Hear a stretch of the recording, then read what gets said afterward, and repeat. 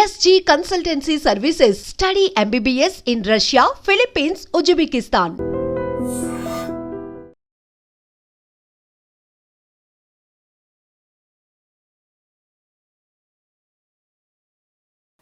నమస్తే, welcome to I dream social spotlight with Kavitha. మేఘాలయలో రాజా రఘువంశీ హత్య తర్వాత హనీమూన్ ట్రాప్ అనే ఒక అంశం వెలుగులోకి వచ్చింది. అందులో భార్య సోనమే డబ్బులిచ్చి మరీ లవర్ని ఎంకరేజ్ చేసింది, కొంతమందికి రాయి హంతకుల్ని పెట్టుకొని చంపించింది అని తెలిసిన తర్వాత ఇప్పుడు సరికొత్తగా విభిన్నమైనటువంటి అంశాలు కూడా తెర మీదకి వస్తున్నాయి. ఒక్కొక్కటిగా పోలీసులు రివీల్ చేస్తున్నప్పుడు సోనం చివరికైతే కన్ఫెస్ అయింది, తనే హత్య చేయించినట్టుగా చెప్పింది.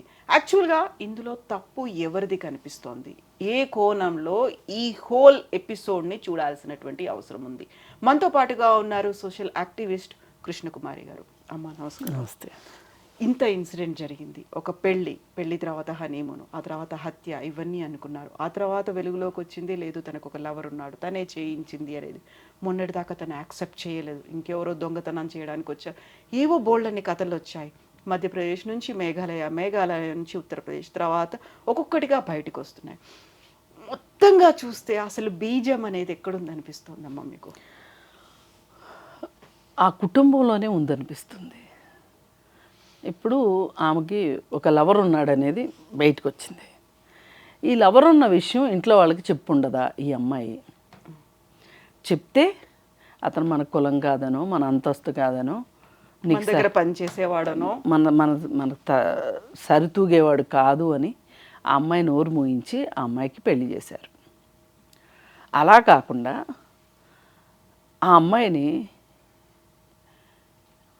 కన్విన్స్ చేసి పూర్తిగా ఆ అమ్మాయి పెళ్లి చేసుకోవడానికి సిద్ధమైంది అనుకున్నప్పుడే ఈ పెళ్లి చేసుంటే బాగుండుండేది.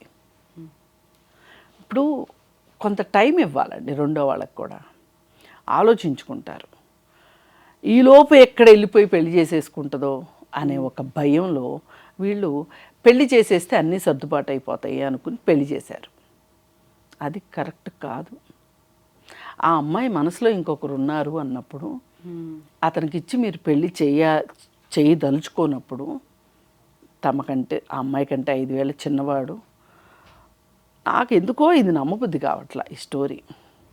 ఇంకెవరో ఉన్నారు లవరు, ఇంకెవరి కోసమో ఈ అమ్మాయి ఇతన్ని అడ్డం పెట్టుకొని ఈ సఫారీ గ్యాంగ్ ఇదంతా పెట్టి చేసింది అనిపిస్తుంది. ఈ అమ్మాయి అయినా అంత తెలివి తక్కువదా? తనకంటే 5 సంవత్సరాలు చిన్న, వాళ్ళ ఫ్యాక్టరీలో పనిచేసే ఒక 4th క్లాస్ ఎంప్లాయీని పెళ్ళి ఎందుకు చేసుకుందాం అనుకుంటుంది? ఇంకెవరో ఉన్నారు. అయితే ఇతని ద్వారా ఇది చేసేసి ఇది అసలు బయటికే రానప్పుడు అతను లేడు అనేది ఎస్టాబ్లిష్ అయిన తర్వాత ఇంక ఇంట్లో వాళ్ళు అయ్యో ఒక పెళ్లి చేస్తే వాడు పోయాడు, ఎటు పోయాడు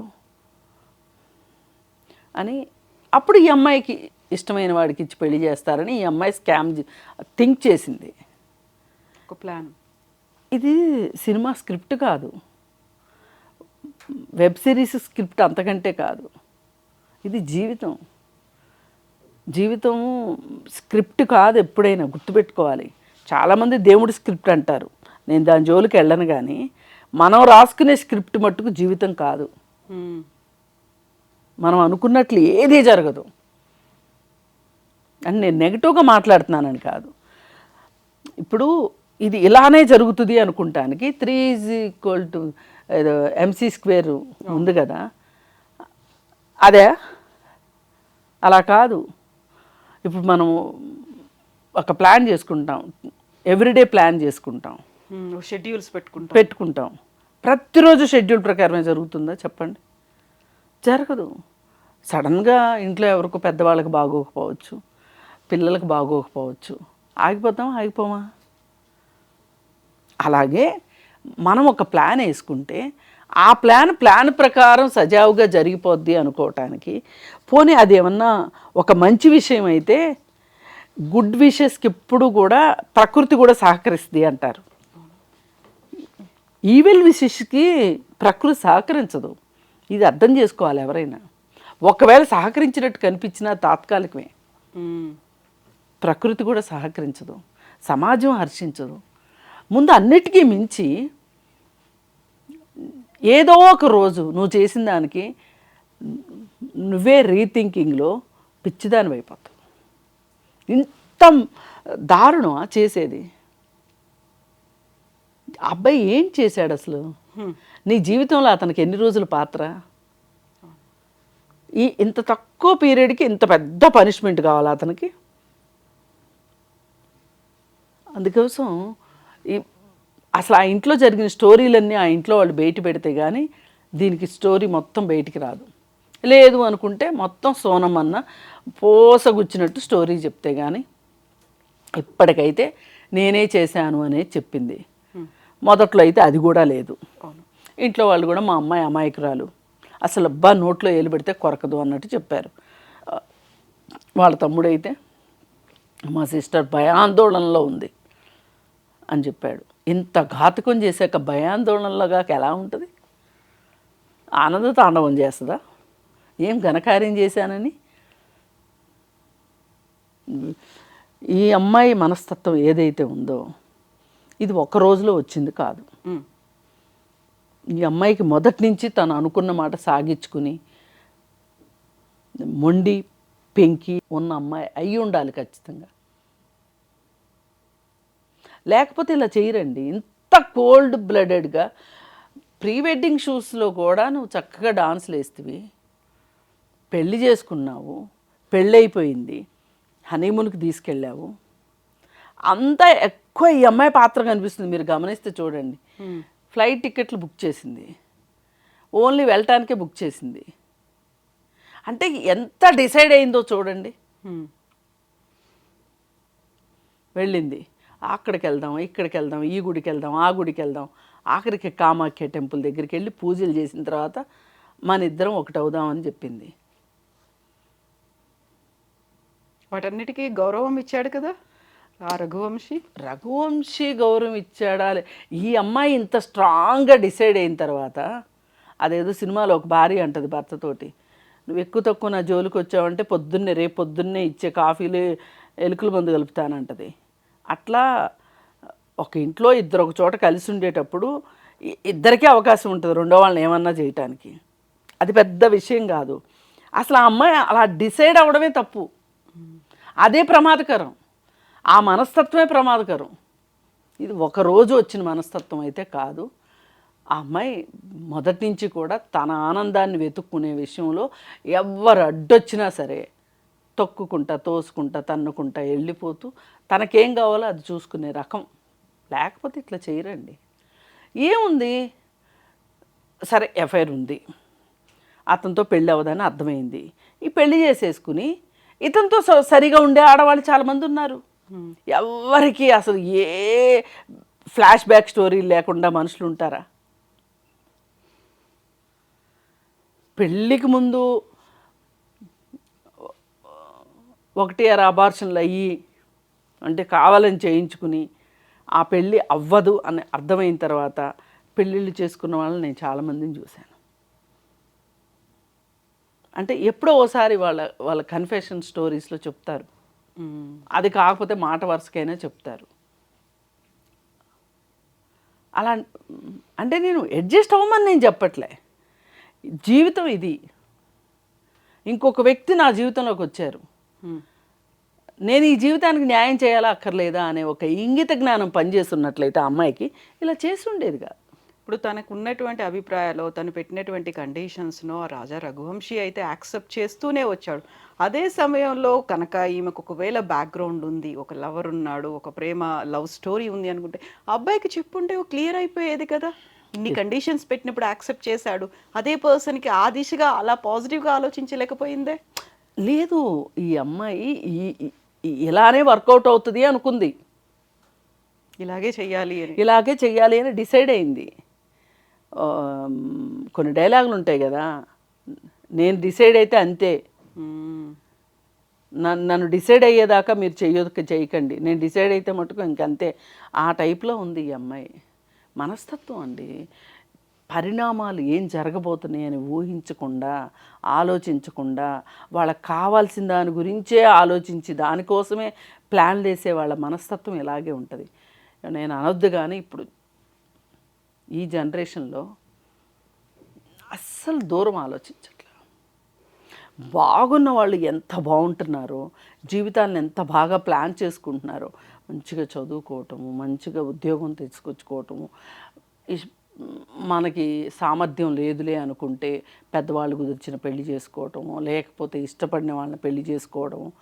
ఇవాళ అసలు కొంతమంది సక్సెస్ఫుల్ పిల్లలు ఎంత అసలు సంబంధం లేకుండా, దేశాలతో సంబంధం లేకుండా పెళ్ళిళ్ళు చేసుకుంటున్నారు, రాష్ట్రాలకు సంబంధం లేకుండా, కెరియర్లు ఒకదాంతో ఒకటి సంబంధం లేకుండా పెళ్ళిళ్ళు చేసుకుంటున్నారు. ఎంత బాగా జీవితాలను ప్లాన్ చేసుకుంటున్నారు.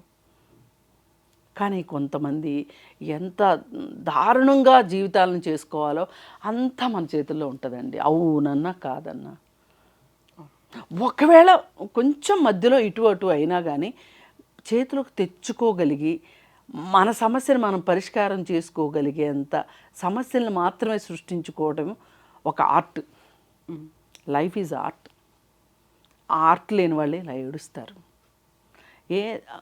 ఒక పెళ్ళికి ముందు ఒక ప్రేమ కథ ఉండటం పెద్ద తప్ప, నేరమా అది? ఒక లవ్ స్టోరీ ఉండటం నేరమా? ఉంది, కాలం కలిసి రాలేదు, మనం ఇంట్లో వాళ్ళని ఒప్పించలేకపోయాము, ఇంట్లో వాళ్ళ కోసం పెళ్లి చేసుకున్నాము, ఈ పెళ్ళికి న్యాయం చేద్దాం అనుకోవచ్చు కదా. అంటే ఏ సమస్య వచ్చినా సరే, ఏ పరిస్థితి ఎదురైనా సరే దానిని ఎదుర్కోవాలి అనే మనస్తత్వం ఉన్నవాళ్ళు ఇలా చెయ్యరు. ఒక లైఫ్ కాదు, 2 కుటుంబాలు కూడా స్పాయిల్ అయిపోయాయి. ఇక్కడ మీరు పొరపాటు పడుతున్నారు. 2 కుటుంబాలు కాదు, ఆ 4 కుటుంబాలు. లవరు, 3 సహాయం అందించిన వాళ్ళ చంపే వాళ్ళు సఫారీయే తీసుకుని ఉండొచ్చు, వాళ్ళ కుటుంబాలు ఉండవా? వాళ్ళు చేసింది కూడా తప్పే కావచ్చు, అయినా కుటుంబ సభ్యులు ఉన్నారుగా. ఎంతమందికి చుట్టారు ఇది? అది కూడా వాళ్ళు హత్యకు ఒప్పుకోకపోతూ ఉంటే డబ్బులు పెంచింది, వాళ్ళని కూడా ఫోర్స్ చేసింది అనేటువంటి మాటలు. ఇప్పటిదాకా 50,000 అన్నారు. నేనైతే నమ్మలే. 50,000 కోసం ఎవడు చేస్తాడు? ఇవాళ 50,000 కోసం ఏళ్ళు తీయమంటే కూడా తీయని వాళ్ళు ఉన్నారు. బట్ ఇంకొక కొత్త పేరు వచ్చింది, జితేంద్ర రఘువంశీ అని. 20 లక్షల వరకు అయింది అని, ఆయన దగ్గర నుంచి ట్రాన్సాక్షన్స్ అయ్యాయి అనే మాట కూడా. అన్నీ వస్తాయండి. ఇవాళ ఏది మన జీవితం మనది కాదు. మన ఇంట్లో మనమున్నా మనల్ని గమనించే వాళ్ళు ఇంకొకళ్ళు ఉన్నారు. టెక్నాలజీ అది, మనుషులు కాకపోవచ్చు. టెక్నాలజీ చేతిలో మనం అందరం బందీలమే. అన్నీ తెలిసిపోతాయి. మనం ఏ షాప్కి వెళ్ళాము, ఇవాళ రూపాయలతో పని తగ్గింది, అంతా డిజిటల్. ఫోను మొత్తం జాతకం బయటకు వచ్చేస్తుంది 5 నిమిషాల్లో. ఇప్పుడు మీ ఫోన్ డేటా నేను కనుక్కోలేకపోవచ్చు, కానీ ఒక పోలీస్ కనుక్కోగలరుగా, తెలుస్తుంది కదా. ఇప్పుడు మీరు లాక్ వేయచ్చు, మీ ఇంట్లో వాళ్ళు చూడలేకపోవచ్చు, కానీ ఏదైనా ఒక తేడా వస్తే పోలీస్ చూడగలరుగా. అది ఇప్పుడు మనం ఉన్నా మనం లేకపోయినా మన పేరు ఒక గౌరవప్రదంగా మన ముందో మన తర్వాతో ఒక గౌరవం ఉండాలి అనుకుంటే ఇలాంటి దుర్మార్గాలు, దారుణాలు చేయాల్సిన అవసరం లేదు. అలాంటి మెచ్యూరిటీ ఉంటే ఇలాంటి సంఘటనలు జరగవు. కానీ పెద్ద పెద్దవి ఆలోచించక్కర్లేదు. కానీ మనం ఒక చీమను చంపడానికి కూడా ఆలోచించే మనస్తత్వం ఉందనుకోండి, మనకి ఒక ప్రాణాన్ని తీయగలుగుతామా? ఆలోచిస్తామా లేదా? మొన్న నా ఫ్రెండు ఫేస్బుక్లో ఒక చిన్న స్టోరీ పెట్టింది. కొబ్బరి చెట్టుకి వేరు పురుగులు వస్తాయి. వేరు పురుగులు వస్తే ఆ వేరు పురుగులను చంపే ప్రాసెస్లో దానిలో ఇంకేదో జీవి దొరికింది ఆ చెట్లో. దాన్ని కూడా చంపేయమని చెప్తే అది అంత హానికరం కాదు, ముద్దుగా ఉంది, బుజ్జిగా ఉంది, నేను రోడ్డు బయట వదిలేసి వస్తాను అన్నాడంట ఆ కుర్రాడు. ఆ కుర్రాడు చదువుకున్న కుర్రాడు కూడా కాదు, జస్ట్ ITI పాస్ అయ్యాడు. ఈ ఈ చెట్లకు మందులు కొట్టేది ఏదో నేర్చుకున్నాడు, ఎక్స్ట్రా స్కిల్. ఎంత ఆలోచించాడు చెప్పండి. అంటే ఇప్పుడు అతనికి ఓ పెద్ద ఉద్యోగం, ఓ పెద్ద జీ జీవితం ఉందనుకోండి, ఈ చిన్న పని కోసం అయితే రాడు కదా. ఈ చిన్న పనికి వచ్చేవాడికి కూడా ఎంత పెద్ద మనసు ఉంది, ఆలోచన ఉంది. ఒక జీవిని అనవసరంగా చంపొద్దు. ఇప్పుడు ఈ వేరుపురుగు ఈ చెట్టుని ఇబ్బంది పెడుతుంది కాబట్టి వేరుపురుగుని చంపాం. ఇబ్బంది లేని ఒక జీవిని చంపాల్సిన అవసరం ఏంటి, దొరికింది కదా అని. ఒక చిన్న ఎలుక పిల్ల అంటే ఇప్పుడు గుర్తొచ్చింది నాకు, చూస్తే ముద్దుగా ఉంది, ఎక్కడో రోడ్ బయట వదిలేసి వచ్చాడు. ఇంతే. ఈ మనస్తత్వం ఉంటే ఒక మనిషిని చెబుతారా చెప్పండి. అక్కడ ఈమెకే కాదు, ఆ నలుగురికి లేదా మనస్తత్వం. ఆ నలుగురికి ఏం కావాలి, ఆ డబ్బు కావాలి విలాసాల కోసం. ఈవిడికి ఏం కావాలి, ఈమె కోరుకున్న జీవితం కోసం వీడు చచ్చిపోయినా పర్వాలేదు అనుకుంది, చంపాలనుకుంది. ఇది అందుకని పిల్లల్ని పెంచే విషయంలో వాళ్ళు పెద్ద పెద్ద శాస్త్రవేత్తలు అవ్వక్కర్లేదు, అమెజాన్లోనో లేకపోతే ఇంకెక్కడో గూగుల్లోనో ఉద్యోగాలు చేయక్కర్లేదు. కనీసం మనుషులుగా పెంచండి తల్లిదండ్రులు.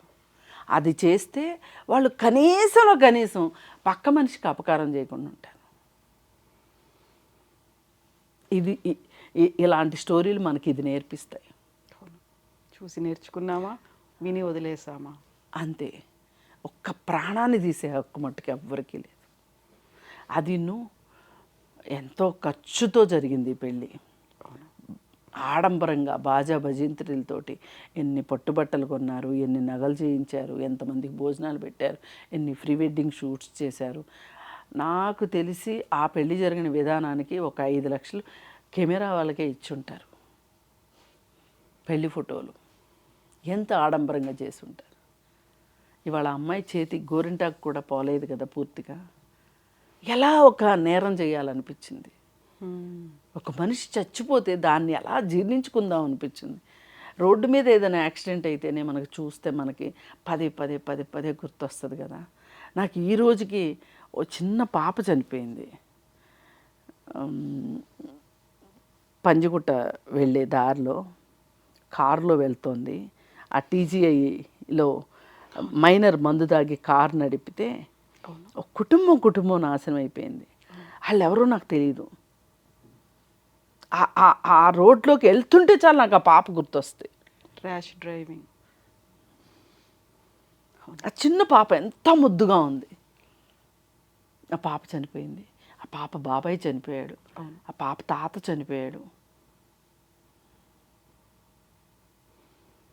అంటే నేను ఇవన్నీ ఎందుకు చెప్తున్నానంటే, ఒక ప్రాణానికి చాలా విలువ ఉంది. అది ఆ చిన్న విషయం ఆ అమ్మాయికి అర్థమయ్యి ఉంటే ఎంత పెద్ద నిర్ణయం తీసుకునేది కాదు. ఇలాంటి విపరీత మనస్తత్వం ఉండేది కాదు. విపరీత మనస్తత్వం లేకుండా విపరీత పోకడలు రావు. ఇంకెవ్వరైనా సరే మీకు లవ్ స్టోరీలు ఉంటే నెగ్గించుకోగలిగితే నెగ్గించుకోండి. లేదు అనుకుంటే, తల్లిదండ్రులు కావాలే మీకు అనుకుంటే గనక, తల్లిదండ్రులు చెప్పిన మాట వినదలుచుకుంటే పెళ్ళిళ్ళు చేసుకునే పెళ్ళిళ్ళలో అడ్జస్ట్ అయిపోండి.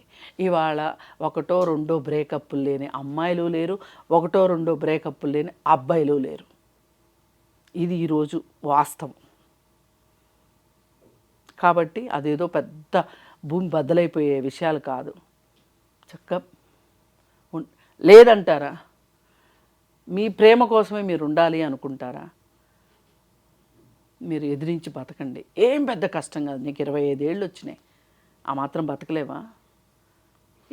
ఎందుకు బతకలేను అనుకున్నావు నువ్వు? ఈ ఆస్తులు లేకపోతే, ఈ అంతస్తులు లేకపోతే, ఈ కార్లు, ఈ ఇళ్ళు, ఈ నగలు లేకపోతే నువ్వు బతకలేను అనుకున్నావు. ఇవి కావాలి. ఇష్టమైన వాడు కావాలంటే రాదు. ఇక్కడే జరిగింది పొరపాటంతా, ఇక్కడే జరిగింది. ఈ తల్లిదండ్రులు నెగోషియేషన్స్ వీళ్ళ మధ్యలో తల్లిదండ్రులు గెలిచారని తల్లిదండ్రులు సంబరపడ్డారు. మీరెక్కడ గెలుస్తారు, నేనే గెలవాలి అని ఆ అమ్మాయి చివరికి కటకటాల పాలైంది. అందుకని దయచేసి నిలబెట్టుకోలేని ప్రేమల్లో మునిగి తేలకండి. నిజమైన ప్రేమ అయితే గనక కొన్నాళ్ళు వెయిట్ చేయండి. వెయిట్ చేసి వాడికి డబ్బులున్నా డబ్బులు లేకపోయినా, అంతస్తున్నా అంతస్తు లేకపోయినా వాడితో కలిసి బతకడానికి సిద్ధపడండి. అంతేగాని పెళ్లి పేరుతో మీ జీవితాల్లోకి వచ్చిన వాళ్ళని, ఇది ఆడవాళ్ళు చేసిన నేరమే, మగవాళ్ళు చేసిన నేరమే. ఎస్ అమ్మా, thank you so much. Thank you.